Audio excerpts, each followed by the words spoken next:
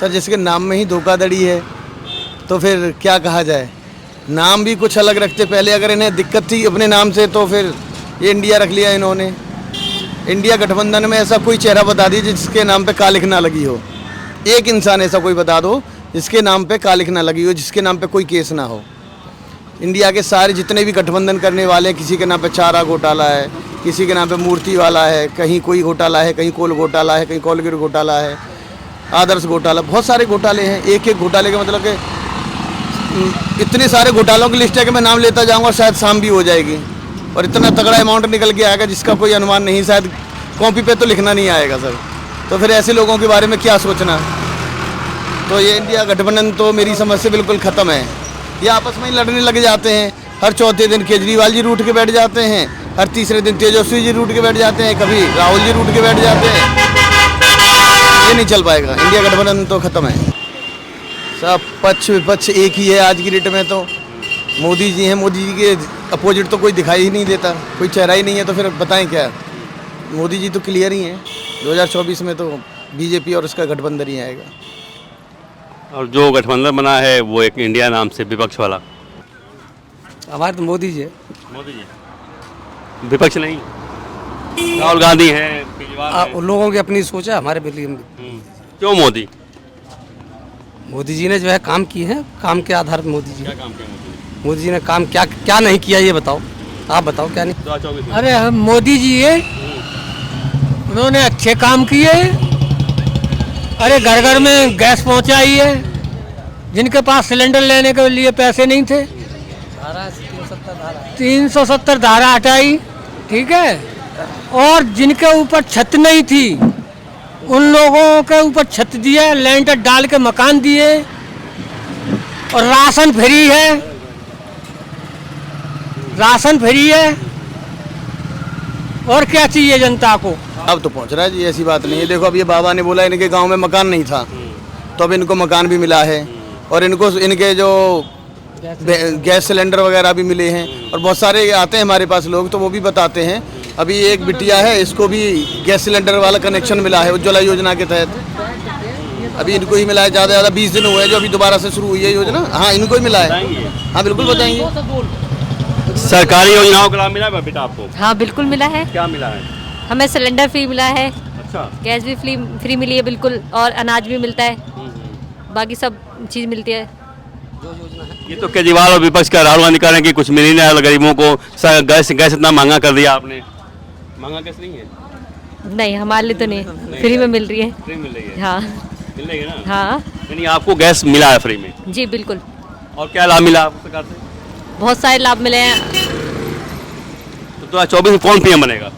BJP. BJP से? जी जी। और विपक्ष नहीं है, राहुल गांधी अच्छे नहीं है? वो भी अच्छे हैं पर लेकिन हमारा सपोर्ट बीजेपी को जाएगा। बीजेपी को। केजरीवाल? नहीं। देश में जगह की कमी थोड़ी ना है। राहुल गांधी जी का राय अच्छी है, अस्पताल खोलना चाहिए। तो जब कांग्रेस की सरकार थी तब केवल एक एम्स था दिल्ली में, लेकिन मोदी जी जब से आए हैं तब से लगभग 14 एम्स का उद्घाटन हो गया, जिसमें से 9 पूरे हो चुके हैं और 9 में काम भी चल रहा है। तो अस्पतालों की कोई कमी नहीं छोड़ी है। लगभग आधे से प्रदेशों में एम्स खुल चुके हैं। और भी बहुत सारी जगह हैं जहाँ पे एम्स बना सकते हैं। और राहुल जी अगर चाहते हैं कि और अस्पताल होने चाहिए तो उनके बहनों ही हैं बाड्रा जी, उनके पास बहुत सारी ज़मीनें पड़ी हैं, उन पर भी बनवा सकते हैं। पैसे की तो उन पर भी कमी नहीं है। ईश्वर की कृपा से 70 साल से राज कर रहे हैं वो, उनके पास भी अथाह धन है। तो अपने जिया जी की ज़मीन पर बनवा दें। और उनके पास भी वो ज़मीन ना दें तो हमारे प्रधानमंत्री जी से मांग लें, वो दे देंगे ज़मीन, पैसा अपना लगाएं और खूब बनवाएं। या सरकार को राय दें कि कहाँ पे बनाना चाहिए, तो वहाँ एक एम्स और खुल जाएगा। 2024 में कौन बनेगा पीएम?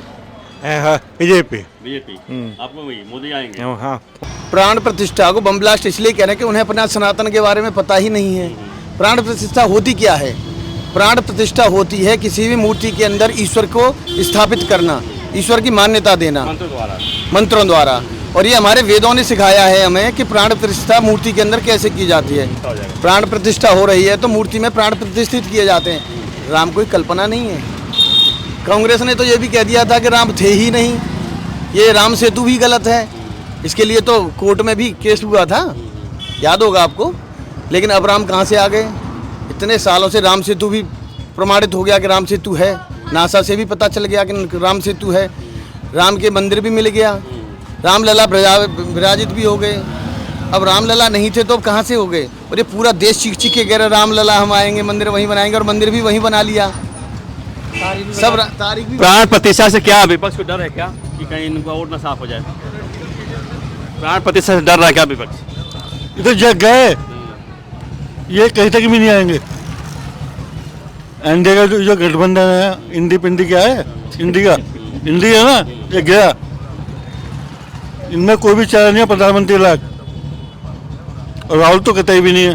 क्यों डर रहा विपक्ष इस प्रतिष्ठा से? डर रहा है कि वाकई में ये वो सच बोल रहा है? सनातन धर्म हमारे हिंदुस्तान में सबसे ज़्यादा है। हम सनातनी हैं, आप सनातनी हैं, सभी लोग सनातनी हैं। अगर सनातनी का बोलबाला है, पहले क्या था कि ये लोग अल्पसंख्यकों को वो देते थे ज़्यादा तवज्जो, इनका वोट बैंक था। और ये हमारे जो सनातनी जो थे बड़े सीधे थे, हिंदू मुस्लिम भाई ये सब अभी भी हैं, जो अच्छे लोग हैं उनको हम अभी भी अपना भाई मानते हैं। ऐसा नहीं कि हमने कोई उन्हें अलग कहा है। हम मोदी जी ने बोला था सभी को साथ लेके चलना है, और अब सभी हमारे साथ में हैं। ना तो कोई मुसलमान अलग है, बहुत सारे मुसलमान हमारे राम मंदिर में भी सहयोग कर रहे हैं। कारीगर भी बहुत सारे राम मंदिर में मुसलमान हैं, ऐसा नहीं कि वहाँ पे मुसलमान कारीगर नहीं हैं, काम भी बहुत मुसलमान कर रहे हैं। लेकिन विपक्ष की ये शुरू से चल रही थी, फूट डालो राज करो।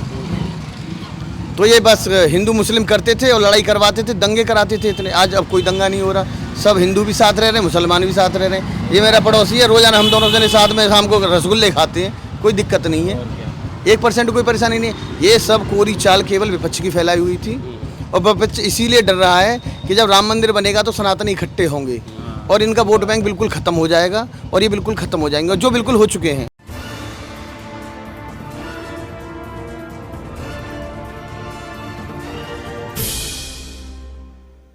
लोकसभा का चुनाव है, ऐसे में क्या लगता है किसके पक्ष में हवा है? सब पक्ष विपक्ष एक ही है आज की डेट में। तो मोदी जी हैं, मोदी जी के अपोजिट तो कोई दिखाई ही नहीं देता, कोई चेहरा ही नहीं है, तो फिर बताएं क्या? मोदी जी तो क्लियर ही हैं। 2024 में तो बीजेपी और उसका गठबंधन ही आएगा। और जो गठबंधन बना है वो एक इंडिया नाम से विपक्ष वाला। सर जिसके नाम में ही धोखाधड़ी है तो फिर क्या कहा जाए? नाम भी कुछ अलग रखते पहले, अगर इन्हें दिक्कत थी अपने नाम से तो फिर ये इंडिया रख लिया इन्होंने। इंडिया गठबंधन में ऐसा कोई चेहरा बता दीजिए जिसके नाम पे कालिख ना लगी हो। एक इंसान ऐसा कोई बता दो जिसके नाम पे कालिख ना लगी हो, जिसके नाम पे कोई केस ना हो। इंडिया के सारे जितने भी गठबंधन करने वाले, किसी के नाम पे चारा घोटाला है, किसी के नाम पे मूर्ति वाला है, कहीं कोई घोटाला है, कहीं कोल घोटाला है, कहीं कोलगेट घोटाला है, आदर्श घोटाला, बहुत सारे घोटाले हैं। एक एक घोटाले का मतलब कि इतने सारे घोटालों की लिस्ट है कि मैं नाम लेता जाऊंगा शायद शाम भी हो जाएगी, और इतना तगड़ा अमाउंट निकल के आएगा जिसका कोई अनुमान नहीं, शायद कॉपी पे तो लिखना नहीं आएगा सर। तो फिर ऐसे लोगों के बारे में क्या सोचना? तो ये इंडिया गठबंधन तो मेरी समझ से बिल्कुल ख़त्म है। ये आपस में ही लड़ने लग जाते हैं। हर चौथे दिन केजरीवाल जी रूठ के बैठ जाते हैं, हर तीसरे दिन तेजस्वी जी रूठ के बैठ जाते हैं, कभी राहुल जी रूठ के बैठ जाते हैं। ये नहीं चल पाएगा, इंडिया गठबंधन तो ख़त्म है। विपक्ष में रहे बड़े बड़े नेता है, नीतीश कुमार, अरविंद केजरीवाल है, ममता बनर्जी है, राहुल गांधी हैं। अब केजरीवाल जी का आपने नाम लिया, बहुत अच्छे नेता हैं, इसमें कोई दो राय नहीं है। लेकिन उनके जो पिछलग्गू हैं, जो आधे से ज़्यादा मंत्री उनके जेल में पड़े हुए हैं, इसके बारे में भी तो कोई बातचीत होगी। क्यों है जेल में? कोई तो रीज़न होगा ना। मान लीजिए केजरीवाल जी, आप मान लीजिए बढ़िया आदमी हैं, मैं आपकी बात से एग्री हूँ, और लोग कहते भी हैं कि दिल्ली में केजरीवाल और देश में पीएम मोदी जी। मैं केजरीवाल पर आऊँगा थोड़ा सा अभी विस्तार से। पहले ये बताइए कि विपक्ष का रहा कि महंगाई बेरोजगारी बहुत ज़्यादा है।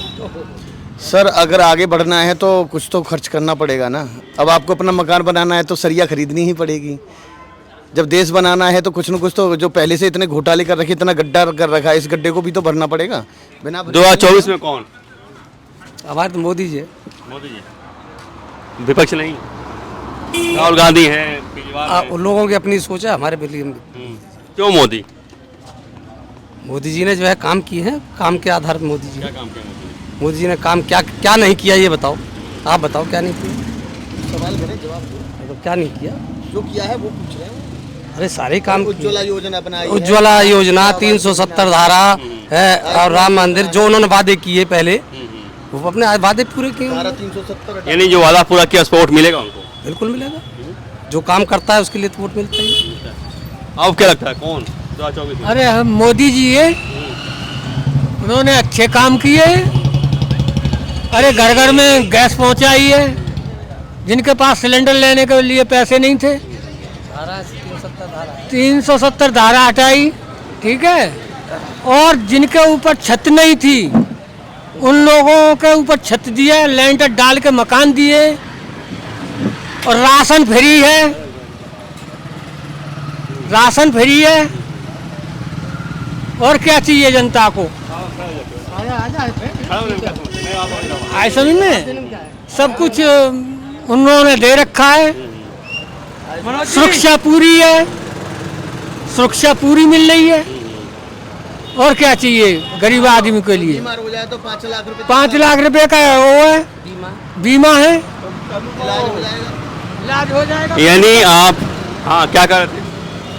आयुष्मान योजना से लाभ नहीं मिला लोगों को? नहीं मिला होगा, क्यों नहीं मिला होगा? मिला होगा। हमने क्यों नहीं मिला होगा? जब वो कोई चीज़ होती है तो मिलता ही है लाभ, कोई दिक्कत हो रही है? आपका लाभ ही नहीं मिला किसी को? नहीं, मैं ये नहीं कह रहा कि नहीं मिला, मिला है, ऐसी बात नहीं मिलता है। अब जो चीज़ गवर्नमेंट चालू करती है उसका लाभ तो मिलता ही है, तो कोई भी चीज़ हो। सरकारी योजनाओं का लाभ आम आदमी तक पहुंच रहा है, केवल हवा हवाई है? नहीं, लाभ तो पहुंच रहा है जी, ऐसी बात नहीं है। देखो अब ये बाबा ने बोला इनके गांव में मकान नहीं था, तो अब इनको मकान भी मिला है।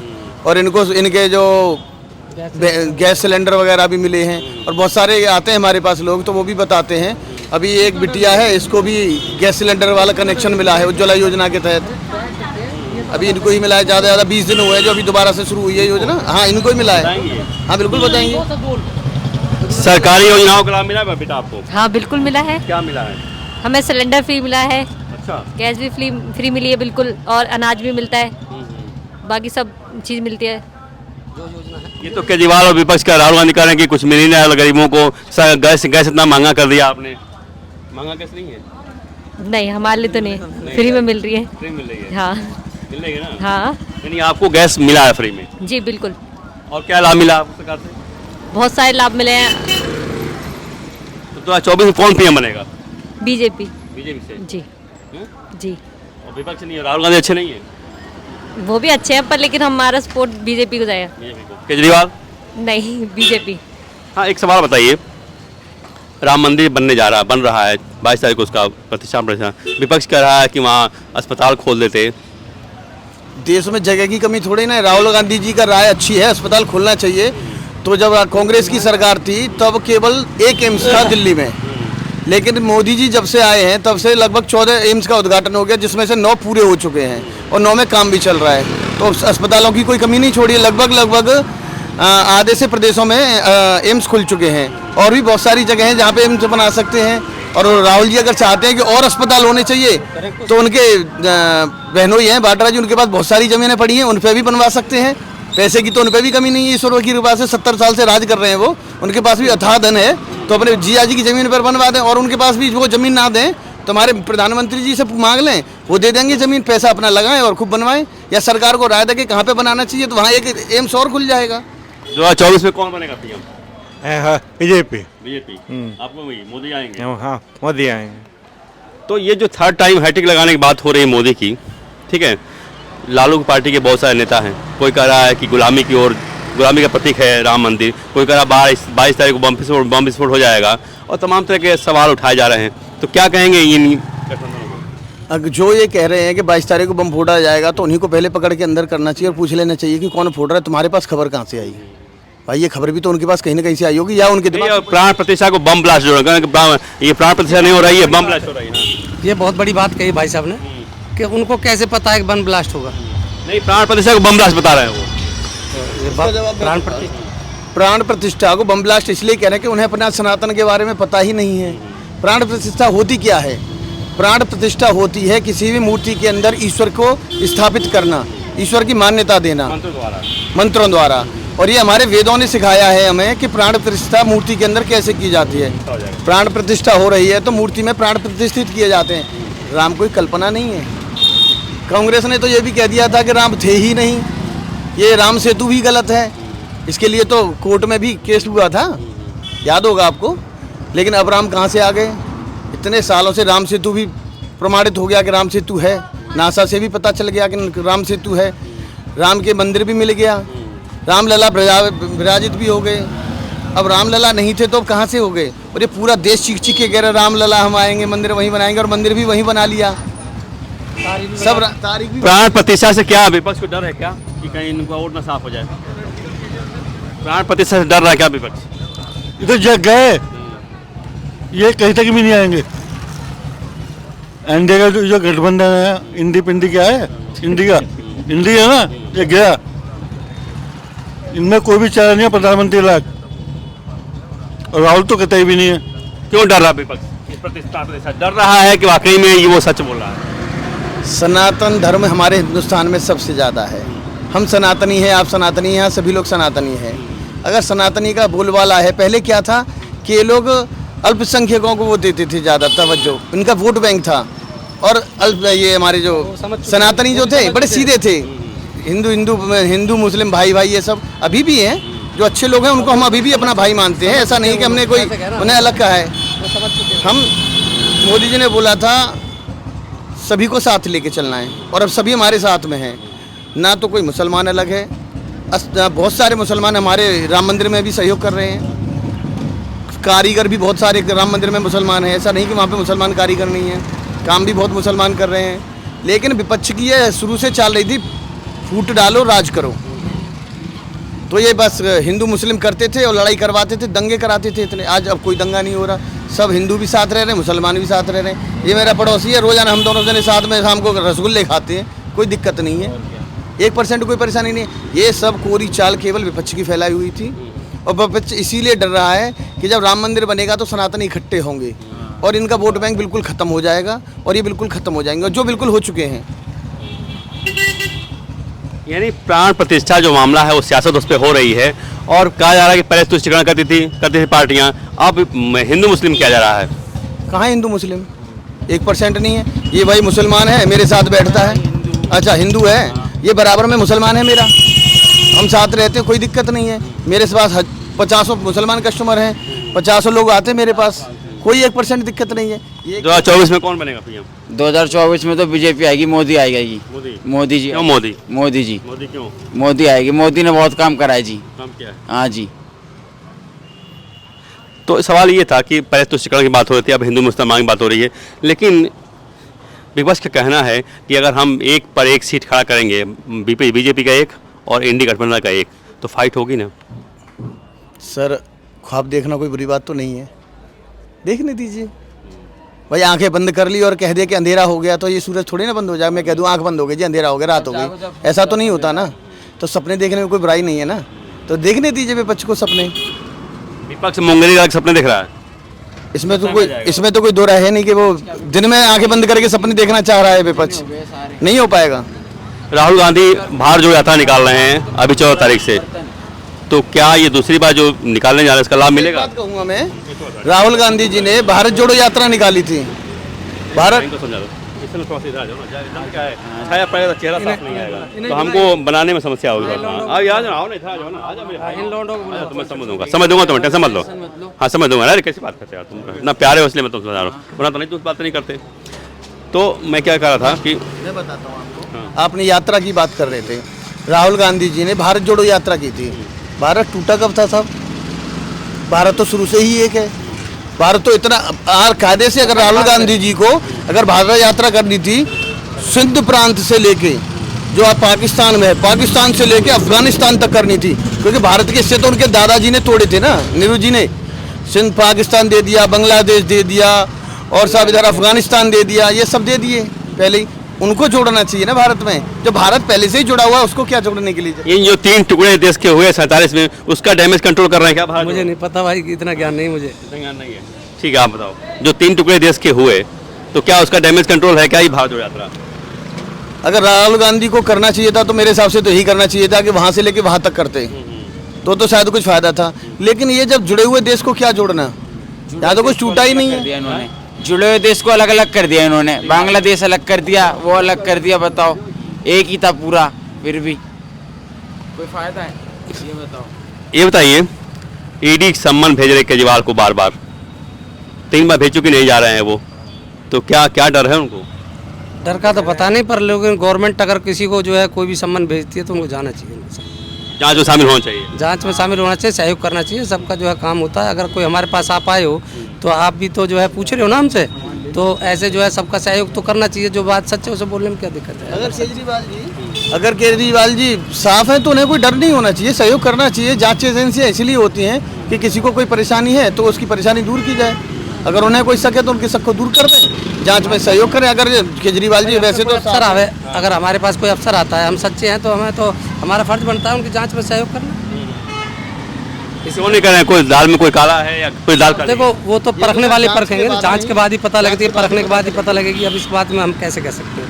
हमने ये कहा कि जो भी है ईमानदारी से सबको सबका साथ देना चाहिए।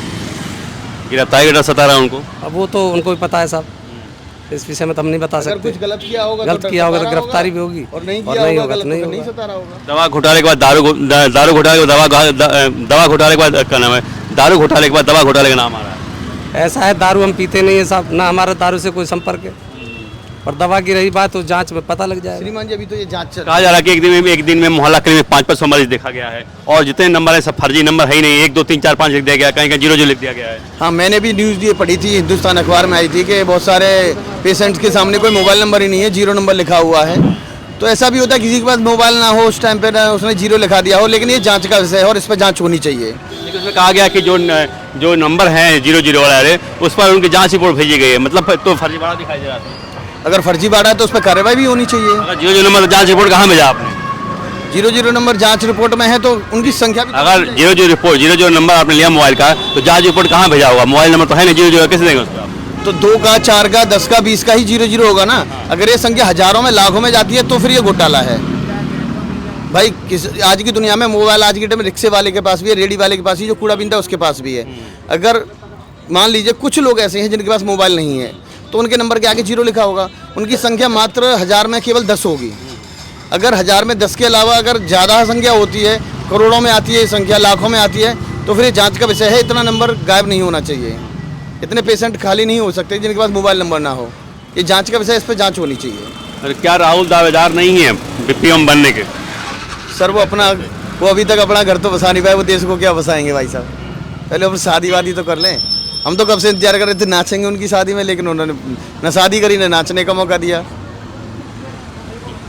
थैंक यू, धन्यवाद आप लोगों को, बहुत अच्छा बोला।